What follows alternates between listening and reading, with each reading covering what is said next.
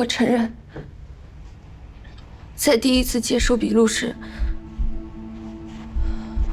何时清醒的时间点上，我向公安机关撒了谎，提供了虚假证词，妨碍了司法公正。那就用真实陈述来纠错。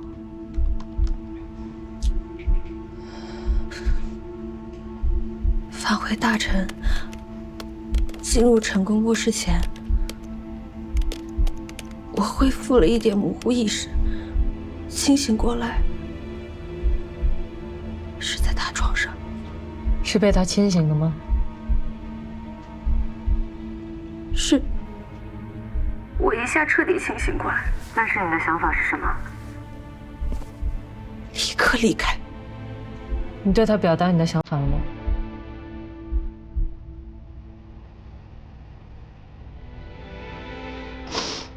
没有。为什么没有？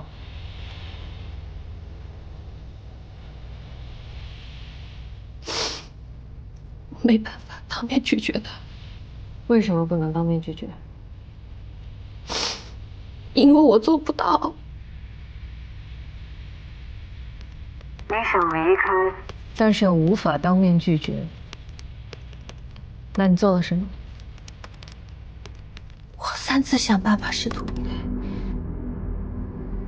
最后一次几乎成了。第一次我意识模糊没全醒，但后来我认出了，都是上楼层长长的走廊。怎么了？啊？好晕，你送我回家。好好好，别急，来。哎呀！请你再次确认赵寻在卧室门外跟你说了什么。他说我腿软，站不住，你抱我。他真这样说？是的，他还用手撑住门框，所以我把他抱进了卧室。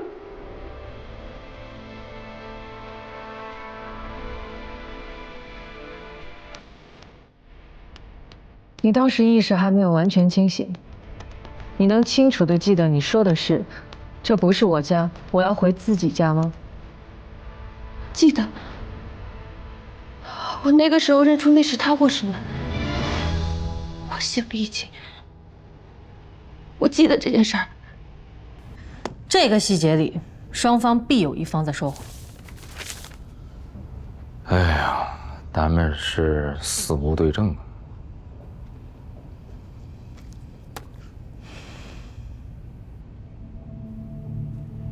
然后我又迷糊了过去，不知道怎么到了他床上，也不知道睡了多久。被他清醒，我还没想清楚怎么办，本能地说出：“你去洗澡。”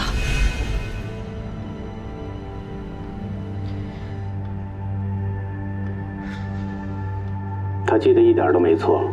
我打完电话到床上亲醒他，他一张嘴就说：“你快去洗澡。”你怎么理解这句话？严警官，如果你是男人的话，你会怎么理解这句话呢？一个女人躺在一个男人的床上，让他先去洗澡，这难道不是许可对方可以进一步的暗示吗？除此之外还会有别的解释吗？如果有的话，请不吝赐教。我想他去洗澡，就能趁他进卫生间，不声不响的悄悄离开。他察觉到你想趁机离开的企图吗？他笑着说：“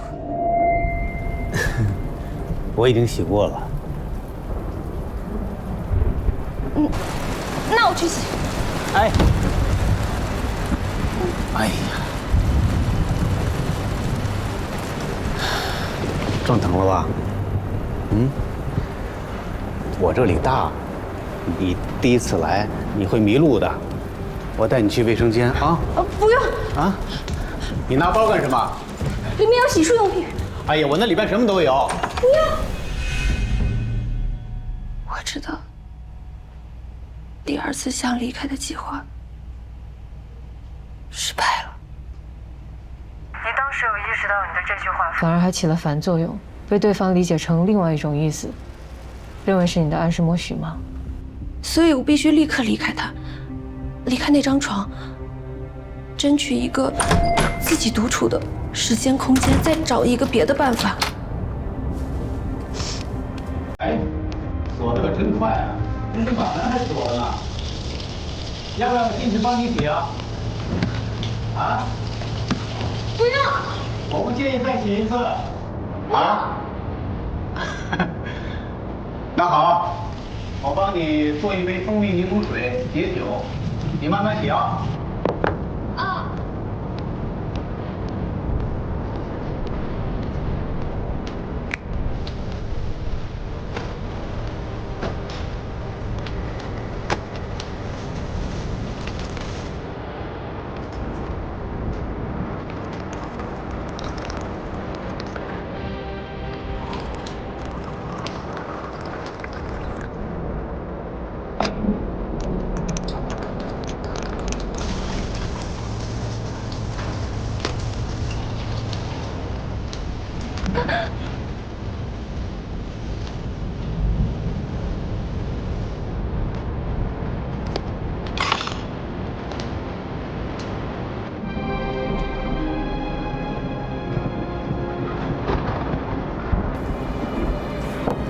叮咚，蜂蜜柠檬水到了，请把门打开品尝一下吧。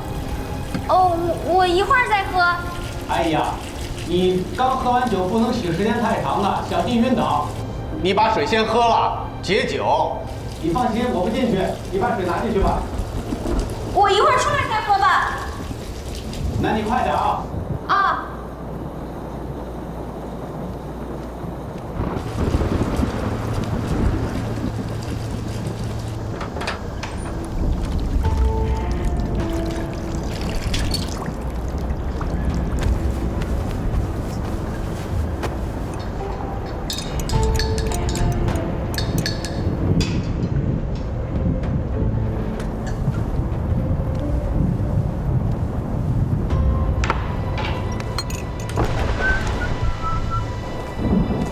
还没洗完呢。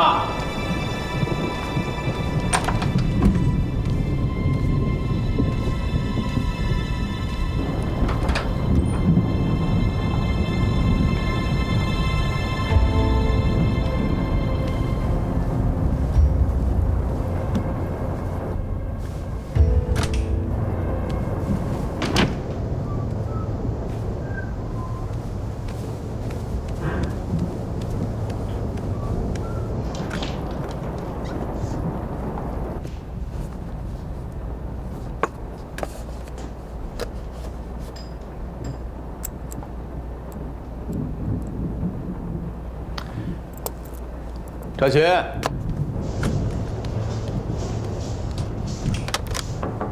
哎，赵群，把门打开。你猜我发现一个什么好东西啊？有个小礼物送给你，你一定会喜欢的。我再洗一会儿。哎呀，你怎么这么磨叽啊？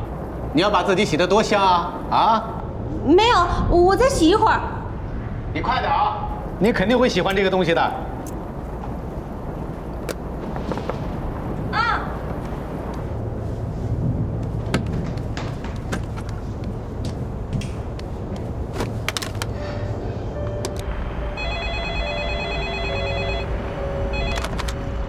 喂，喂，我是赵助理。日班有没有和你交接陈总要的2箱红酒？哦，赵助理有，就在那个大堂前台放着呢，原封不动。请立刻送上来，现在，马上。哦，好，好，好，赵助理你稍等，我马上给你送上来，几分钟。尽快。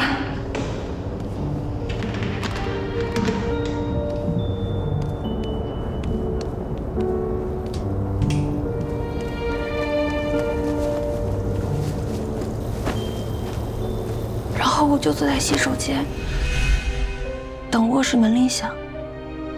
我计划卧室门铃一响，我就冲出卫生间，在他开门的那一刻，不由分说的溜出去。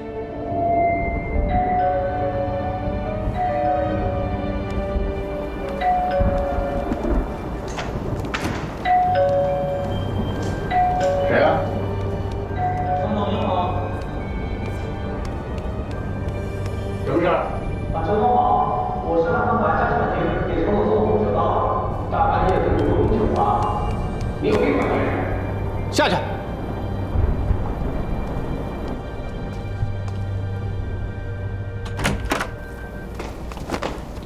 洗完了？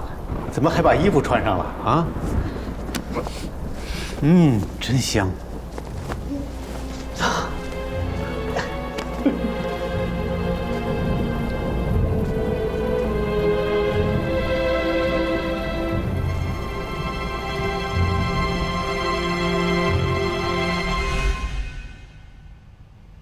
我知道躲了3个月，这一次躲不过去了。你3次试图离开现场都没有成功，最后不得不留下。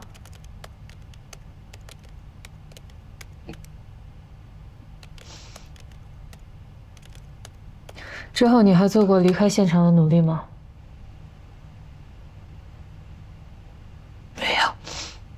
没有机会了。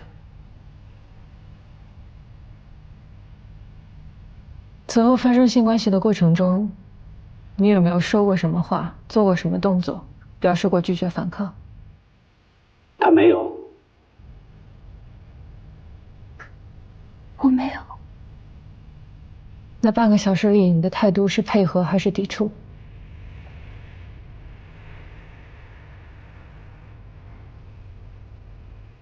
他配合。我忍受。直到性关系发生前的最后一刻，你都还在努力自救，制造机会逃离现场，为什么到性侵发生后，你反而放弃挣扎呢？因为我阻止不了，我就想尽快结束。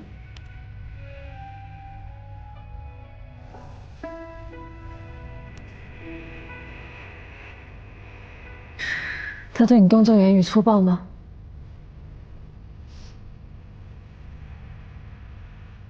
还挺温柔。是。所以你没有强烈感觉到自己被伤害。是。那之后发生性关系的过程中，你的态度有没有因此而转变？从不愿意变成愿意，从排斥转为接纳？没有，从头到尾我很清楚，不愿意。内心再不情愿，也没有在这半个小时里以任何方式表示过拒绝或者是反抗。你是怕他吗？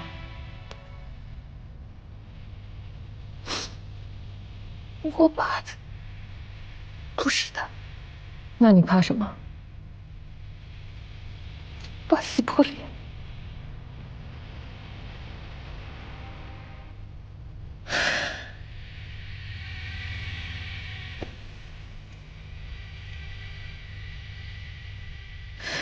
为什么撕破脸是比身体被侵害更糟糕的选项？被侵害是比自己退一步。那撕破脸呢？那是绝路。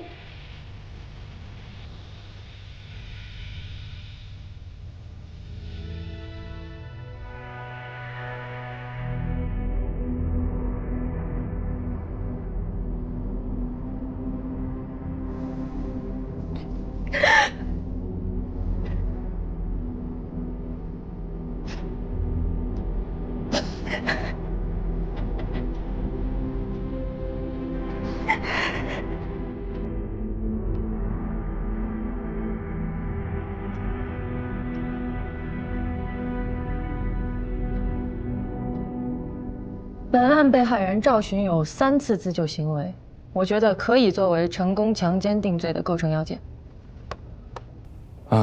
你认为赵寻能够自圆其说，啊，尤其是第3次自救行为啊，有保安江小宁、证人郑岩支持印证，但是成功啊，也能自圆其说呀。你看啊，赵寻有3次试图逃离现场，但是成功没有察觉到女方的心理活动，也没有接受到对方不愿意的讯息，尤其是第2次，女方说：“你去洗澡。”这句话啊，在说和听的双方能得出南辕北辙2种真相。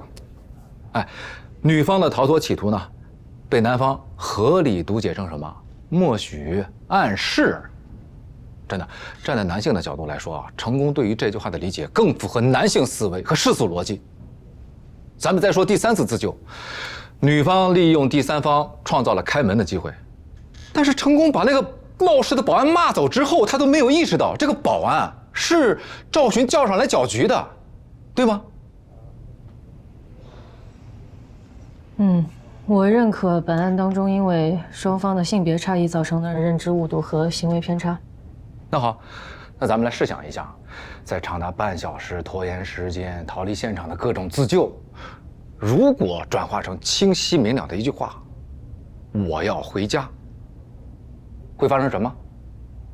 要么成功呢是个谦谦君子啊，偃旗息鼓放赵寻回家；要么就是个伪君子硬上了。问题是本案暴力胁迫、身体伤害一概没有。人家成功说我没有强奸，自辩无罪，他是有其合理性的，咱不能否认。无论是之前的3次自救，还是整个过程零拒绝、零反抗，赵寻没有一次对他所受到的伤害说不，也没有对成功违背他的意愿所发生的行为当头棒喝，所以造成什么？一方认为是强奸，另一方认为是什么？正常恋爱的偏差恶果。哎呀，所以我认为啊，成功没有明知违背赵寻的意愿，强迫与其发生性行为啊，不具有犯罪的主观故意，顶多就算是一起两性误解造成的悲剧，而且这个误解的责任呢，也不能由成功一方全部承担，你觉得呢？赵寻3次自救，都不是对成功直抒胸臆，而是取彼借力，弯弯绕绕达到逃之夭夭的目的。他千方百计避免正面冲突，回避面对面拒绝嫌疑人，哪怕逃脱结果一样会激怒对方，造成相同恶果，他也极力避免当面对他说出那个“不”字。我要问的问题是，权力不平等的关系中，弱势方为什么总是无法对强者说不？强对弱的性侵中，受害人的反抗是不是强奸定罪的构成要件？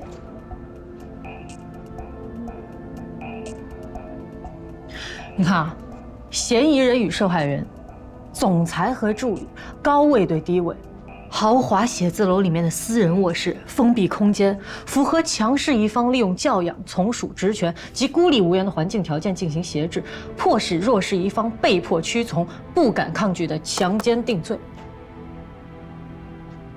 当权力关系发生作用时，处于弱势一方的女性，她忌惮的不只是对方的身体力量，还有社会对她名誉贞操严苛的道德审查，以及强者手中的权力能够操纵她的一切方面，职场升迁、人际关系、恋爱婚姻。受害人不敢反抗，不敢拒绝，不是被有形的力量束缚，而是困于无形却无处不在的权力。这种情况下发生的性侵，即使是温柔的，它也是强奸。同意。被权力和精神控制、以不对等地位胁迫下的性侵，在司法实践中它不易被认定，因为它有别于暴力强奸案的黑白分明。但我们法律要保护的，不只是那些以命相搏、宁死不屈的女性，还有胆怯懦弱、忍受侮辱的女性。时代在进步，是否违背女性意志不再以是否有肢体动作的反抗为构成要件。哎，我们不能像古人要求烈妇烈女那样去要求当代女性，而且刑法理论也没有将受害人的反抗视为违背受害人意志的构成要件，对吧？同意。本案受害人即使在性行为中缺乏反抗证据，但是3次自救未遂，足以证明他不是出于自愿，我坚持认为，强奸定罪成立。同意。同意。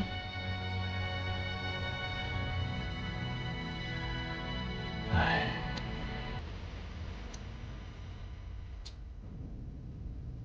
好，你说的也有道理，那就继续推进侦查。行。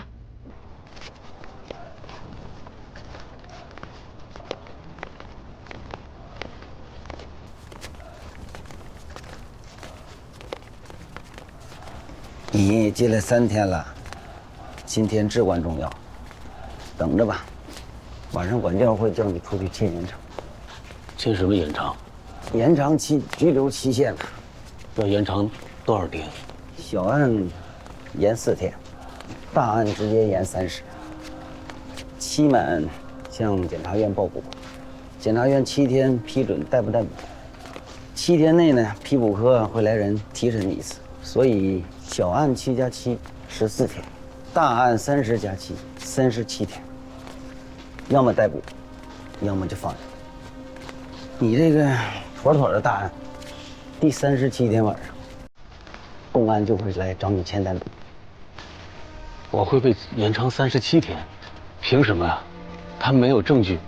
那就更要37天把他满算了。他们在这期间啊，就继续找证据。期限到了，好歹先把你逮捕了，然后再慢慢的搜一个。要是再加上2退3延，3延2退，继续延长退检，一会儿1年就过去了。你早晚会得到法院通知的。我有好的律师。呀，律师没啥用，律师只是你跟外界的一个双话筒。你信不信今天晚上管教会来叫你签延长？不信咱们俩就赌一赌，我说对了，你就说我2只烧鸡；我说错了呢，我就帮你洗4衣服。我劝你啊，做好这个长期抗战的准备。那没事，我有点头晕。新来的，慢慢就好了。进。老大，咱们到点该走了。是，出发去派出所。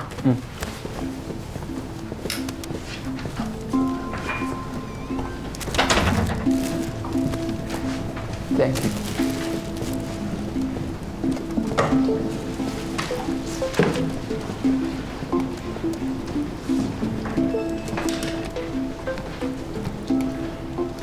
距离刑拘期满还有15个小时，请问公安机关如何安排？会不会延长拘留期限？马上会有决定，会在第一时间通知嫌疑人本人。那就是延长了，几天？依法处置。我们也依法提交第2批证据和律师的辩护意见，还请公安机关快速回复，毕竟距离期限还有14个小时59分钟。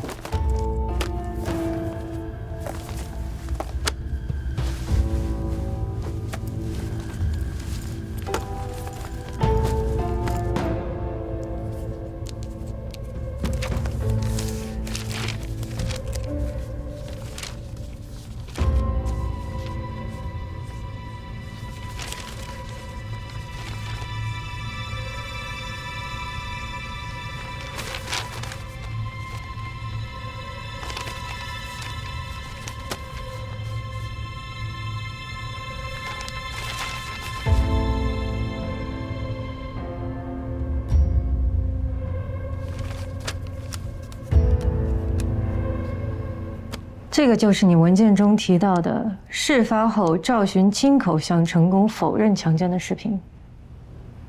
是的，在这我代表嫌疑人请求警方，在为期3日所剩不多的时间里，认真研判现有的证据，快速理清事实真相，果断公正的处置，保障嫌疑人的权利。尽量避免，甚至乱用司法的延长羁押。这是我们的职责。回去等通知吧。好的，谢谢。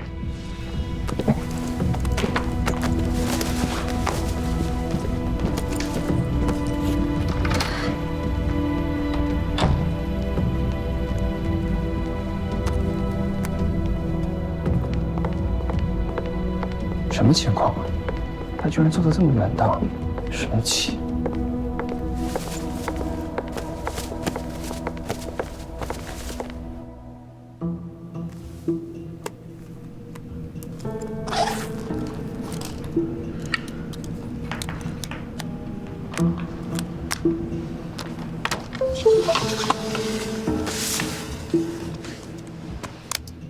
你有没有觉得我在什么时候伤害过你，强迫过你？看着我，回答我。没有。我没听见，声音大一点。没有。你确定吗？确定。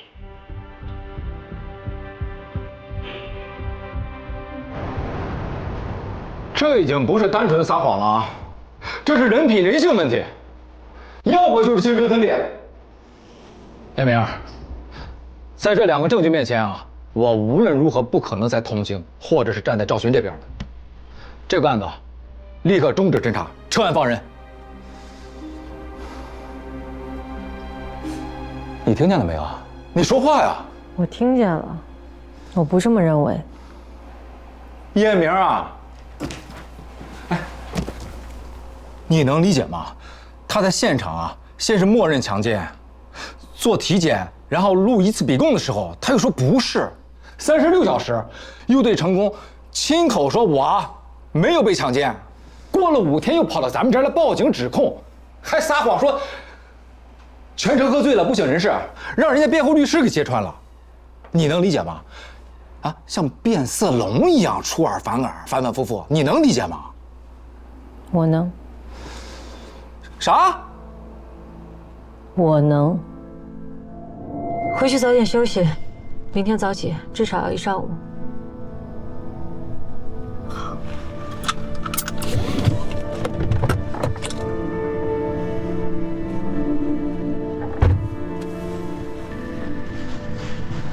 还有2件事儿，我必须和您说。林律不会放过任何一个细节，他一定会举证这些，用我的亲口否认推翻我的指控。你对谁亲口否认？对他。成功？什么时候？事发第2天。我知道自己做了一件特别糟糕的事儿，但我要面对100%真实的自己，向您坦诚一切。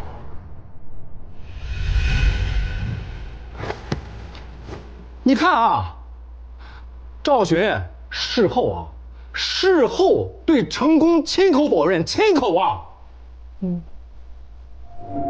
事发时，我不知道是谁报警，也不知道他报警的目的。整整1天1夜，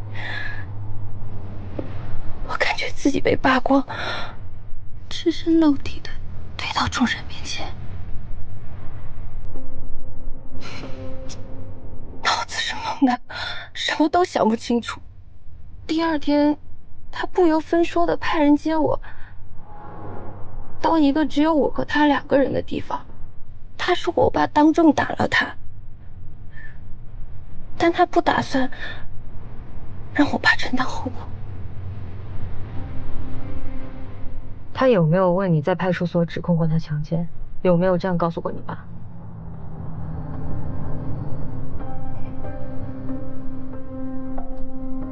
是。那你怎么回答？我说没有。